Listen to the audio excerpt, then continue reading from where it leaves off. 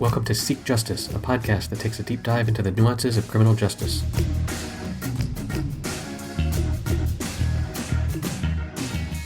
Good morning, Dennis. Good morning, Eric. How are you today? Pretty good.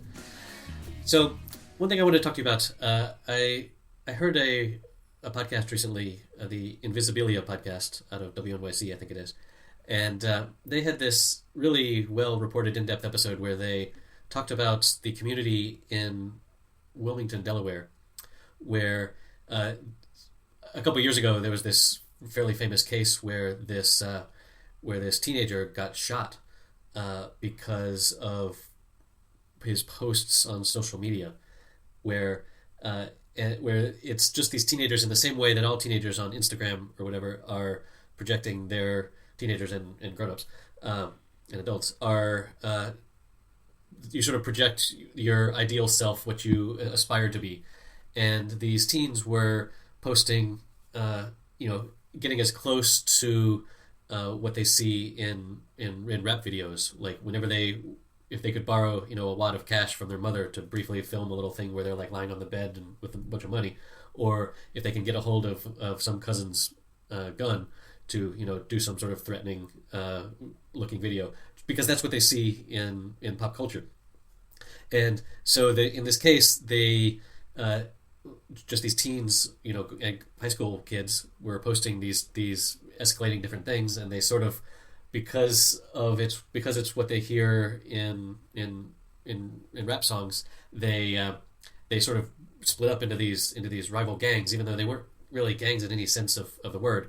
But this online thing escalated so much to the point where one of the kids actually got a gun and killed this other kid after school one day.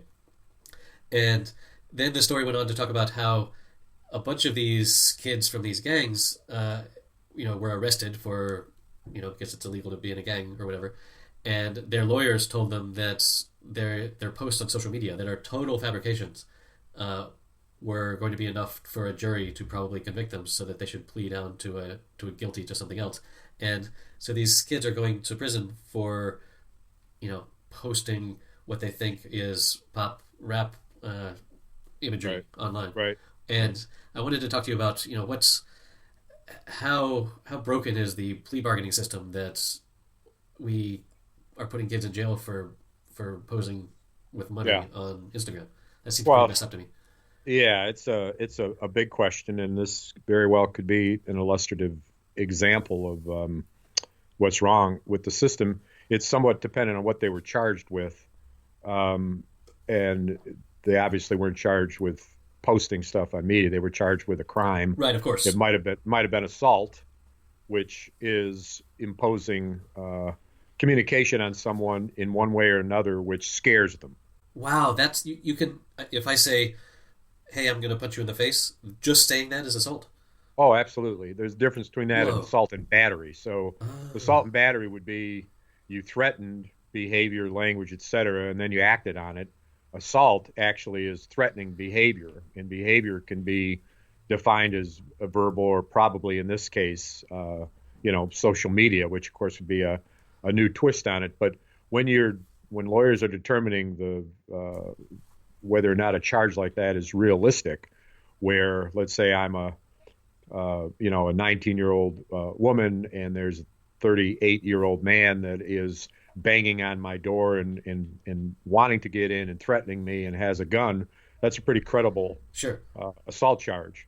But let's say that I'm a 26-year-old football player, and a small woman tells me that she's so mad at me that she's going to kill me. Well, that's less credible. Right. That you'd actually be fearful, and the person who's communicating that threat is one to be feared. So there's, this is some pretty broad strokes here, but the nature of the alleged criminal behavior itself is kind of the starting point for this, because, and it's particularly applicable to this whole issue of plea bargaining, because plea bargaining basically arranges a plea of guilty for something that may or may not be particularly related to what the charge was. So a better example is if I'm arrested for robbery, and robbery means more or less, an in-person attempt to steal, where you're taking it literally from the person, Right. and what you end up because you've got a record, because it could be a lot of things. Your race is going to come into play in a lot of the plea bargaining that we can touch on. But for a lot of reasons, the prosecutor says, you know what, I'm going to go ahead and allow a plea bargain in the case if you're willing to breaking and entering, which doesn't necessarily include personal taking away of goods.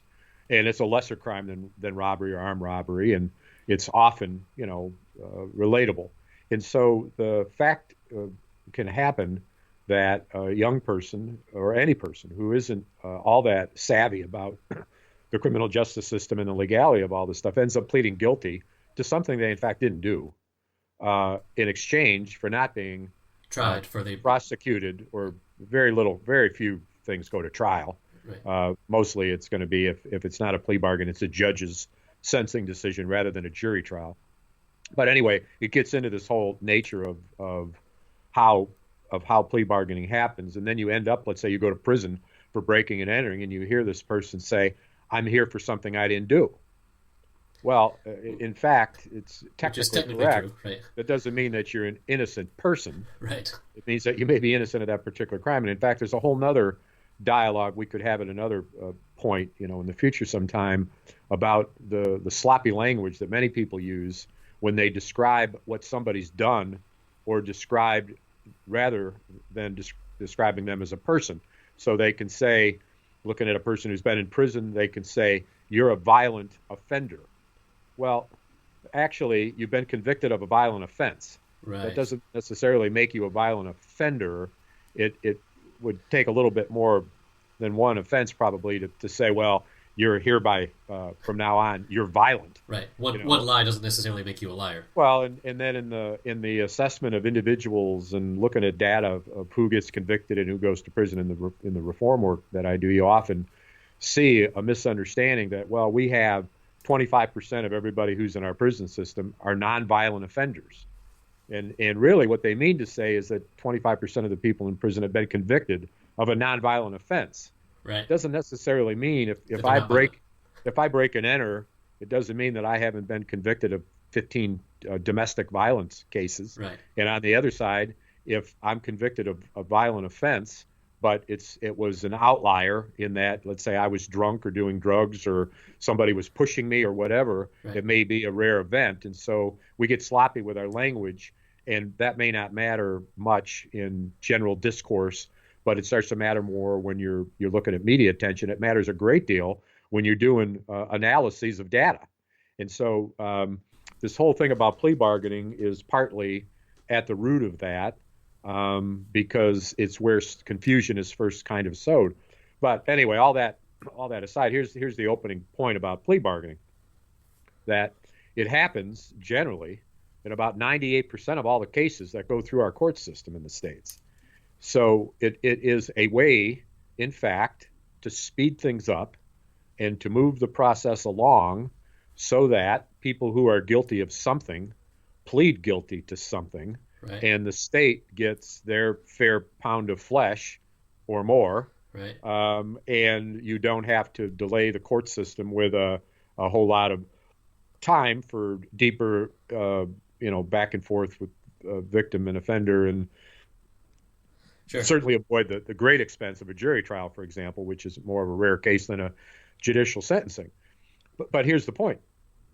If there isn't plea bargaining, the system screeches to a halt.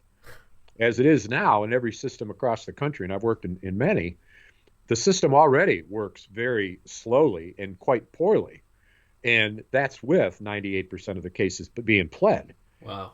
Now, if we were to throw a wrench in those works, then it would be even worse. And so it's a very challenging process, and one which is very confused.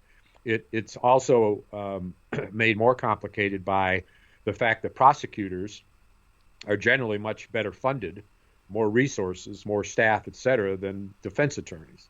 And so while prosecutors have got their hands on a case for a good while, if you're in a system where you're assigned a public defender because you don't have enough money to pay for an attorney, which is a constitutional right in our country, then you're very likely to get introduced to the guy who's going to defend you literally moments before the case begins its processing. And that person may not know much, but what that person is going to be very good at, what that public defender is going to be very good at, is He's reaching telling a you plea. telling you what to plead. And that's when defense attorneys say, look, fair or unfair, this is what you got going against you in the case that you're describing. While you're claiming that you're innocent, that you didn't mean it when you were threatening through this video that you were going to kill somebody, that it was a joke or it was just a farce, the evidence that the judge or the jury will see or have seen in the case of the judge show you with a gun, with money, and it's credible. Right. And therefore, we could take the time to go through all this, but at the end of it, if you push this and you don't take this offer of a plea bargain and just catch a little bit of time, we'll plead guilty and you'll get a year, but you'll get off for your pretrial time, you'll get off for good time, time served and all that. You'll be in and out of there in 5 months. Yeah, If you press this, you're facing 10. And you don't want to piss off the judge, and you don't want to piss off the system, quote unquote. Therefore, I got to tell you, with everything I've heard and seen, you ought to take this plea bargain. And the person very well could say, I don't get it. I didn't do it.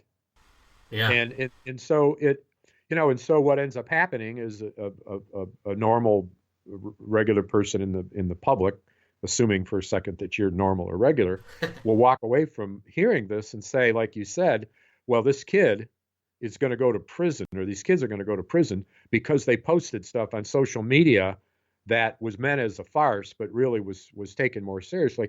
That's actually probably not true. That's not what they went to prison for. Well, it's probably not what they were charged with either.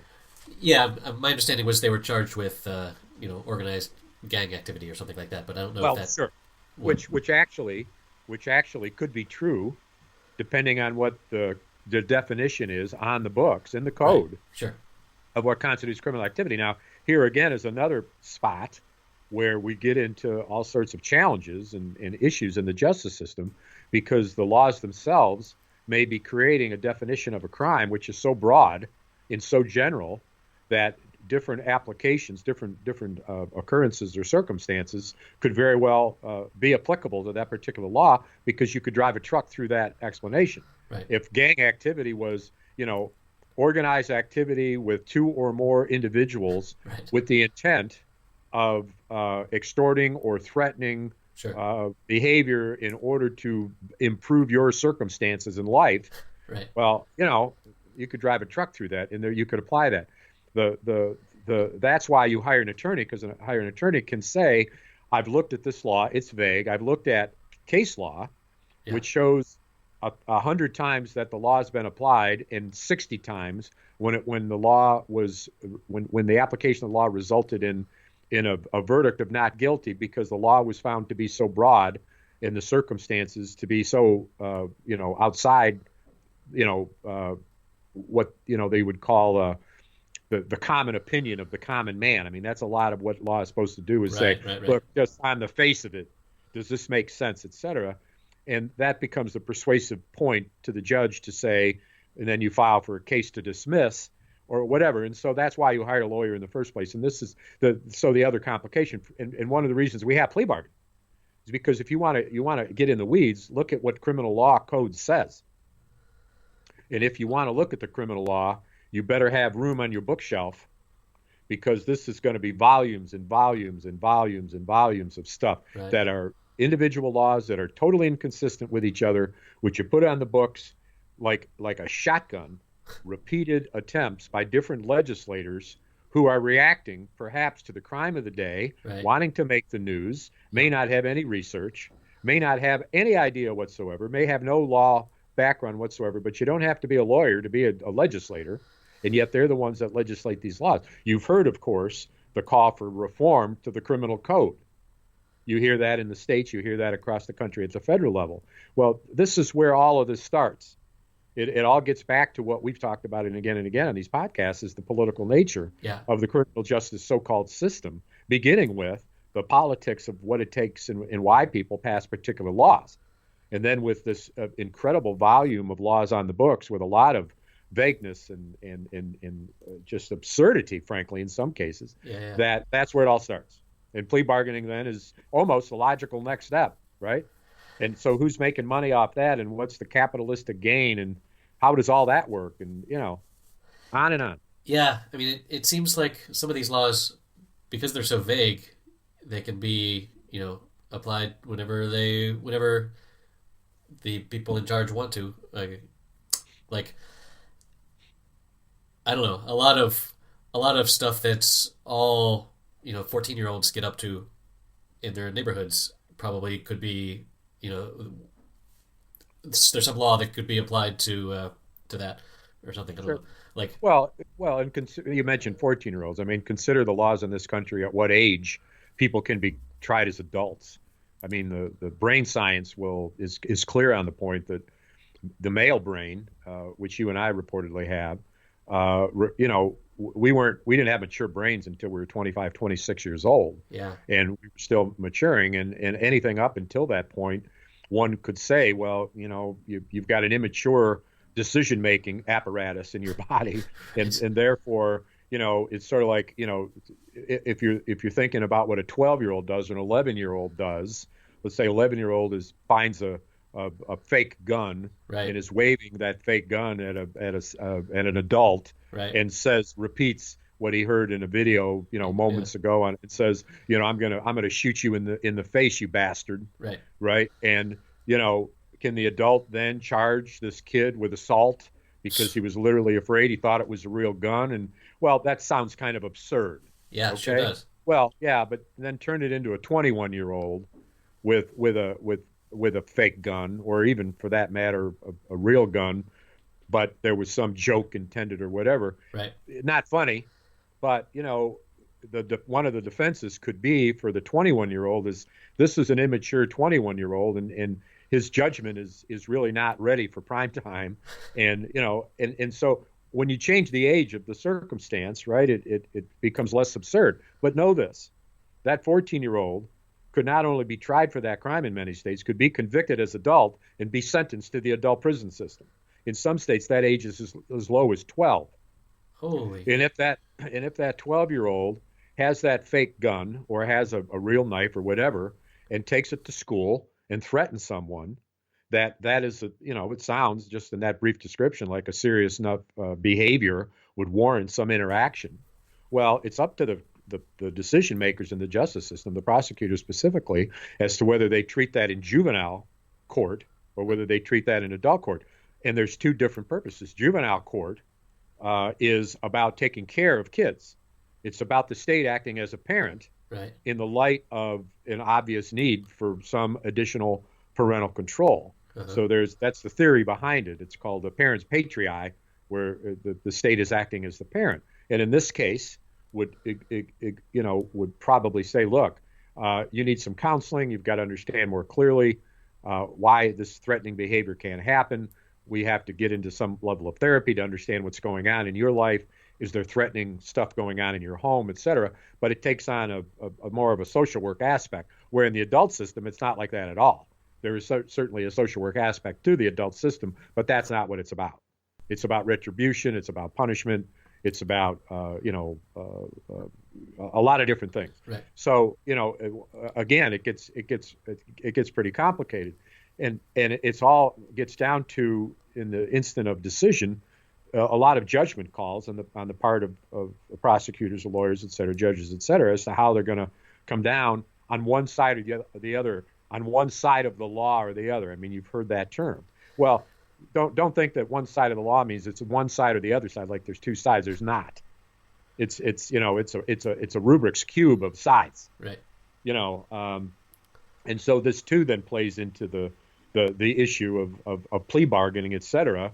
And a good lawyer is going to say, look, you're looking at an 18-year-old here who's doing this stuff on video, and while that 18-year-old is old enough to go to war which is a whole nother issue, right? Jeez. They're not old enough to drink. They're not old enough to drive. In the eyes of the law, in many laws, they're not an adult. Yet in this law, they're considered an adult. And we don't think that this is right for all these reasons. Well, that's why you hire a lawyer. That's why you may end up with a plea bargain. And so it is such a massive imbroglio of complications. But to tie this back to something that may be more interesting than me droning on about this is the fact that how are laws made in the first place and why? And is that legislator who gets on the evening news right. and says, because of this thing that happened in my community last night, I'm going to go ahead and I wrote a law and I'm going to the legislature and I'm going to go ahead and pass this law, which is going to be tough on anybody who does this again. And let's say that the reporter is pretty good and says that the argument against this is there's already many laws in the books. It's already illegal. Right. There's already punishments. The law is only effective or invoked X percentage of time. And then the legislator is going to be interviewed and can say, I don't care about that because I'm tough on crime and I'm going to put this on the books and I'm going to make sure that it never happens again. Well, then it doesn't make sure it's not ever going to happen again. No, not at all. And in fact, it proposed the theory there is one of general deterrence, where because there's a new tough law in the books, that the 18-year-old or the 17-year-old, who I'm sure is reading all the legislation, who's about ready to do something, is going to say, well, I saw this new law in the books. I better think twice about this. That's just absurd. That the science behind criminal activity, it gets at this issue of to what degree are you thinking like a criminal. Criminal thinking is kind of the kind of thinking where if you throw a pebble in the water, a true criminal thinking person will not expect there to be ripples. It's like they won't expect that there's implications from their actions. Consequences, right? Right. And so it's like, consequences be damned. They don't even think of them. They just immediately move to the behavior and say, hell yeah, I want to get in your car and smoke that joint and drink that beer and go wherever. And I don't care that I know that the kid in the back seat has got a gun. Let's go. Sounds like fun. Right. Not thinking at all about the implications and being more concerned about, feeling good, et cetera, and not being concerned about not flashing, for example, in your mother or your kid or somebody that could be hurt by you being, by you getting in trouble. But, that type of criminal thinking, that's immature thinking. Right. Sure. Well, we've all done, not necessarily that exact thing, but something that was ill, if you look back on, was not a good idea to do and potentially dangerous and could have hurt other people. Well, and sure. Well, and look too, Eric, at what kind of behavior that teenagers do all the time, right, that actually may be criminal. And depending on your circumstance, you're either going to get, let's say that in circumstance A, you've got a kid that looks a certain way, acts a certain way, did a crime, and then in case B, you have the exact same crime, the exact same circumstance, but the characteristics are different. Right. You got your rich white kid, right, or your poor black kid who's going to get not necessarily rich, but sure, but just stay with white or black to begin with. Sure. And also look at neighborhoods, et cetera. When I grew up, in a small town, very small, as a white kid, in a middle class neighborhood, I was picked up by the police a dozen times. And then I wasn't picked up by the police. I broke into abandoned buildings. I did all sorts of stuff that was illegal. Right. But what happened in my circumstance was I either wasn't caught, or if I was caught, the cops took me home. And they gave you a warning. Yeah, don't do that anymore. And they knew Don, or they knew my uncle, or whoever. But if they had some particular motivation, like racism, or that they had a beef with your uncle, then they could have thrown the book at you and really messed up your life. Sure. Well, and it may not be all that dark. It's just simple human behavior that if I'm in a cruiser and I'm cruising the streets and it's 3 a.m. and I see a kid with an open can of beer stumbling down the street, if I tell that kid to walk over, in 2 different circumstances, the kid walks over, or the cop gets out of the car, says halt or whatever, yeah, and the kid is responsive and obedient. If the policeman knows the kid or knows the family, right, that's one circumstance. And if that kid comes from a family that looks like the cop's family, uh-huh, there's a recognition. Yep. There's a cultural resonance. Sure. Now, but let's say it's not me. Let's say that it's a Puerto Rican kid Yep. in the neighborhood in my hometown that over time was growing in its numbers and was dangerous. There was an inordinate amount of police assignment for that neighborhood. Instead of one cruiser going through the neighborhood every hour and a half, maybe there were two. So you're going to see twice as much stuff. These are all issues that lead to racial disparity. Sure. But look at it from the terms of human nature. If the cop says to the Puerto Rican kid and says, I don't know you, I don't know your family, you're speaking in broken English. Yep. If there's no prejudices. Sure, exactly. Right? It's just a matter of, well, I don't know you. And so picture the cop in my circumstance saying, well, I feel relatively safe going to his home and knocking on his door at 3 a.m. and getting his parent out of bed, as opposed to, I don't know where this Puerto Rican kid lives. He lives in a so-called bad neighborhood. Right. I'm scared. I'm nervous, as my training says I should be, to walk up to a door and knock on the door at 3 a.m. and not know what to expect on the other side. Uh-huh. And so in order to even go to the door, I need backup. And so Wow. So one kid you handle as, frankly, most cases are handled, and I'd be hard pressed right now to put my finger on this data, but I know that it's common sense, but there's also data to show there's a high degree of informal action on the behalf of police officers to deal with a apparent or alleged crime. Good. They can handle it. They use their judgment, right. Formal or informal. Well, one of the reasons that you go formal is because you don't know the circumstances of who's behind that door when you knock on the door. And you say, you know what, I'm going to take the safer route. I'm going to book the kid, and we'll have somebody come down to the police station. Yep. Well, that may make, in a lot of circumstances, that makes sense. So it's not because the cop is racist. Sure. It may be in spite of that, but it just gets down to human nature. That's why when you are reading and listening to issues related to the police and how they handle these circumstances, where in our country, of course, in the past several years, we've seen so much additional brutality, the Black Lives Matter movement, stemming from an incredible number of irrefutably, egregious actions of shooting people, like, shoot first, ask questions later, all of that driven by that. One of the things that you hear is, well, you've got police forces that their racial makeup is so unlike the community where they're policing that it's ripe for this dissonance, so take the same circumstance that we're describing here, issue A, issue B, but put a Puerto Rican cop in the car who can speak Spanish. Well, what's going to happen? I mean, that cop is going to be better prepared to deal with the Puerto Rican kid, but also in many respects, better prepared to deal with the white kid as well. Yep. Right? Because with the white kid, the Puerto Rican cop isn't going to be any more fearful than the white cop about what would happen when he goes to the door of the white parents. So he'll do that, but he'll also do it with the Puerto Rican kid because he can say, for all, in the circumstance we're describing here, I grew up in that neighborhood, or maybe I know your parents. But this all gets down to that.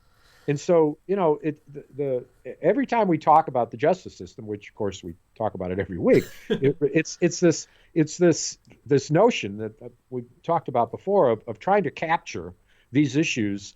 It's like capturing Jell-O with chicken wire, right? That when you start to squeeze and try to control one area, it just squirts out someplace else because it's that complicated. So this idea that you hear more and more, and I saw some news last week. Yesterday, in fact, in Connecticut, where I was just in Hartford last week, and in Connecticut, I think it was in Hartford, Van Jones, well-known criminal justice advocate, worked for Obama administration. Now is CNN most well-known for his role on CNN as a commentator.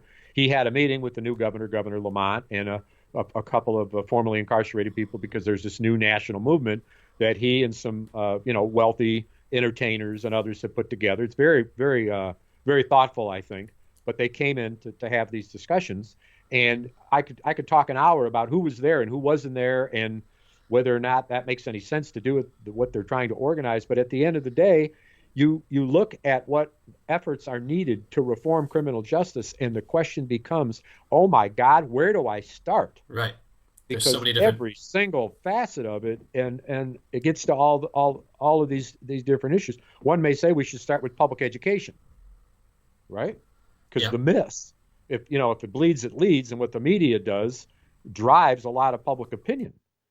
And when you see on the newscast, every day you turn on the news, that you're seeing young brown and black men arrested and charged with their faces on the screen again and again and again, and you don't understand anything about the way the system works or the disparity that exists in the system at all steps.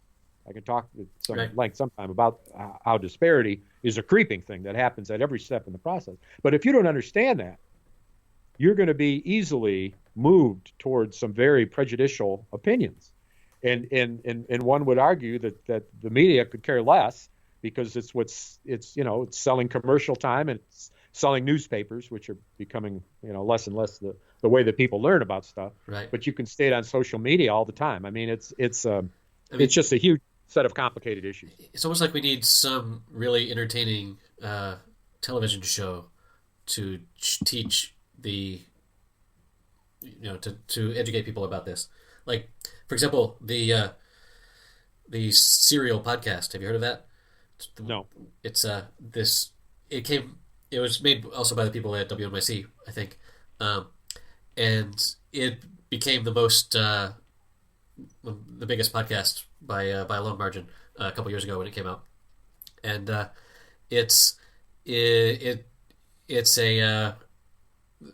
first season was they were examining a case where a teenager allegedly murdered his girlfriend, and the reporters really dug into all the details of that case, and it was really quite fascinating. But it brought that case to national attention in a way that good, entertaining reporting can.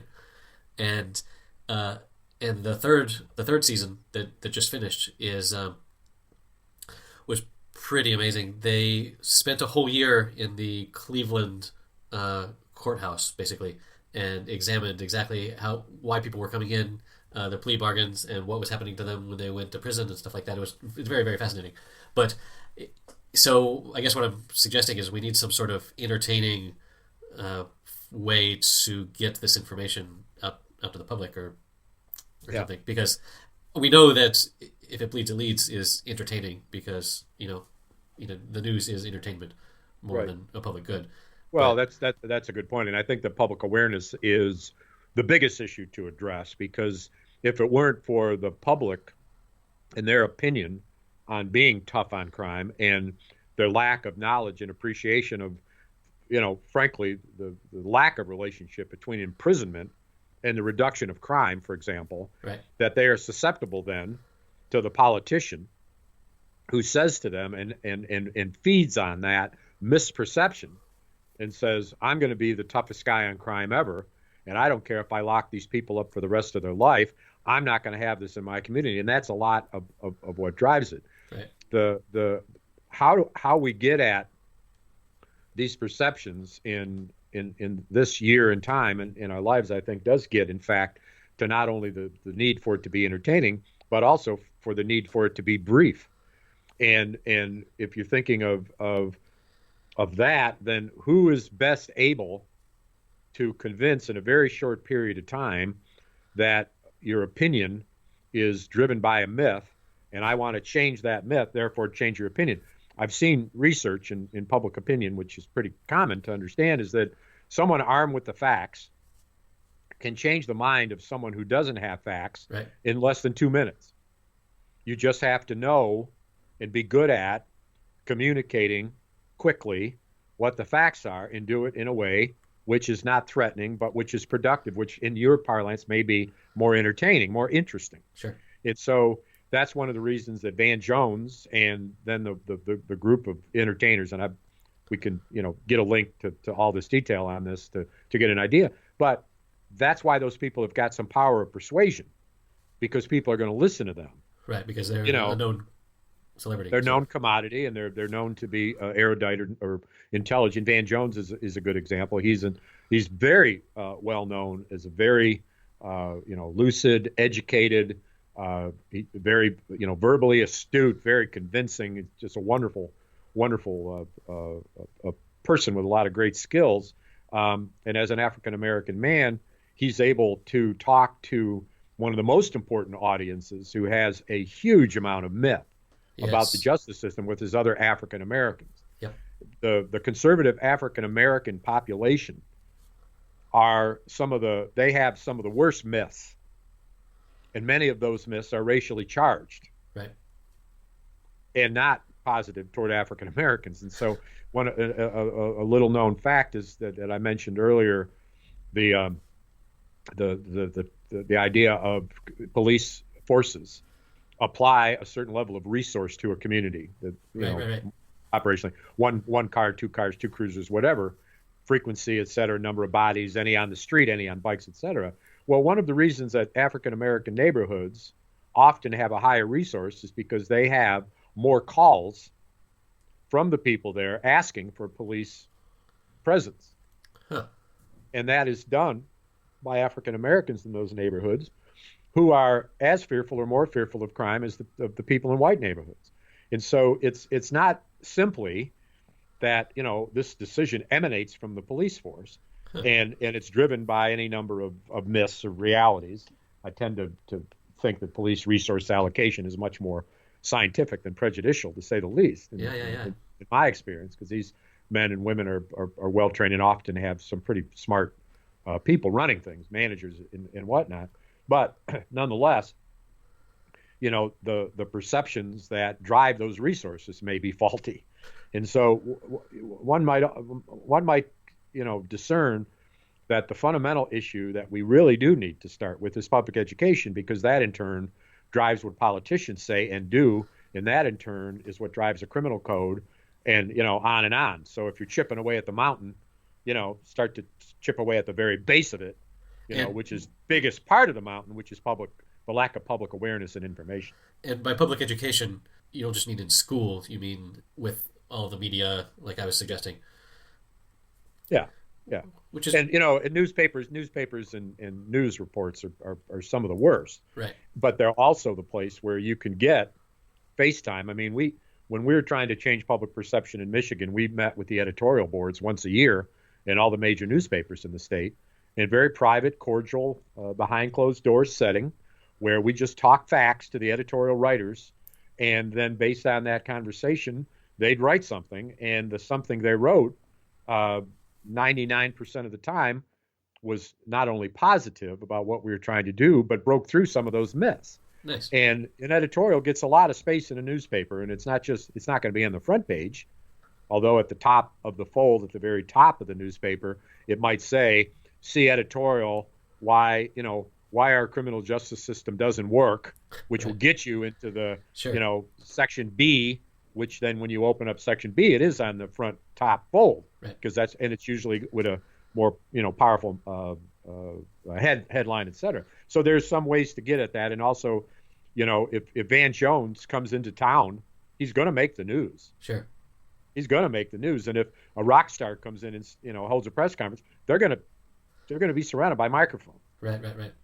But you've got to fight that against what's happening in the other media. I mean, you want to listen to some crazy shit. Listen to the rap music that the gangsters are writing and singing, and it's to someone that isn't in that vein of understanding, the feeling behind that, and the what they're after in terms of your emotional response to the music, etc. You could be scared, obviously, listening to that, and that's, I mean, you're going to hear a whole lot more of that than you are newscasts from Van Jones. Yeah, and one of the things in the case with the kid that got shot that we started with was a lot of these really threatening stuff that was posted on Facebook or whatever. There was a very clear threat, and the reporter said, "Okay, this is not okay. This is a clear threat." And she went to interview one of the kid's friends, and they said, "Yeah, he's just posting rap lyrics. That's what kids do." And they went directly to the song and said, "Look, this thing that looks super threatening, that's just a rap lyric that he thinks sounds cool." It's almost like, what if we could you get a pro, criminal justice education rapper? That probably wouldn't, Yeah, and it wouldn't sell. Right. But yeah, I mean, and so just think of this. So now we think about the imbroglio. All right, we'll take the 14-year-old or the 15-year-old that's listening to rap, and let's go back 10 years. To when the kid is 5. Yeah. And what is that kid saying on television? What is that kid saying in cartoons? What is that kid listening to? How many scenes of rape and violence has that child looking at because he's in a household where the people watch a lot of television and they see the stuff? And what is that child seeing in his or her own neighborhood that makes saying things and doing things like this normal and okay? And how do we get at that? And you read about this kind of stuff all the time, and you read the music industry being held to some degree of accountability for what they're doing, and it isn't possible, frankly, to rein it in. Instead, you have to add to it. Right, exactly. There's nothing, you have to add to it. And how are you going to add to it in a way that's going to overcome this tsunami of stuff that happens every day in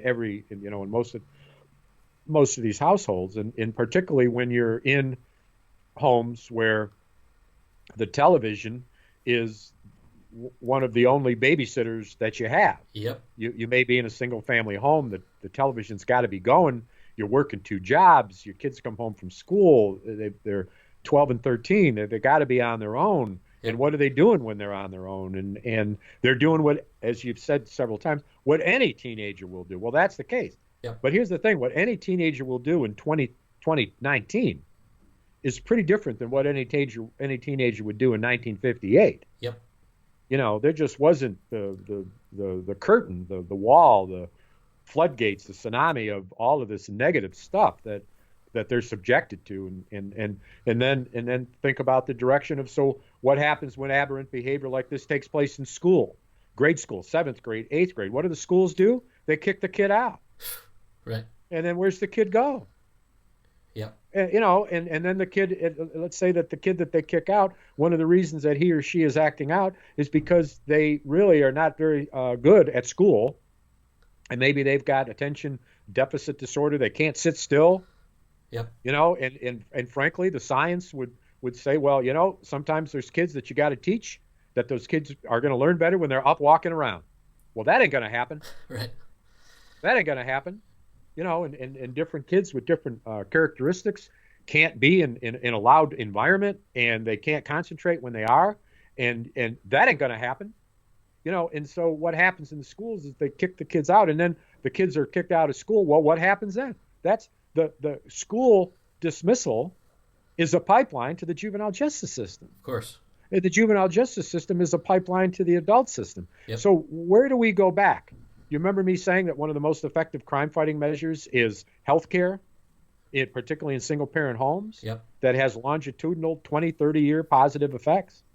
That's where we got to go back to. So it's this idea. We probably could come up with a better analogy than the Jello in the chicken wire, and just think about this continuum, a space-time continuum, where you get caught in the vortex of this amazing amount of activity that's out there that you're fighting against, and you're going to feel helpless. Yeah. It's a vicious cycle for sure. Next week on Seek Justice, we discuss racial disparity in the criminal justice system. And I won't say it was surprising, but it was kind of unpredicted, is that we see racial disparity at every part of the justice system. And in the locations where we looked, we didn't see one part any more responsible than another part. Thank you for listening. If you like what you've just heard, you can support us by telling a friend or sharing us on social media. All of our episodes can be found on our website, seekjustice.fm. If you'd like to get in touch with us, we can be reached at seekjusticefm@gmail.com or via our Twitter account @seekjusticefm. See you next week.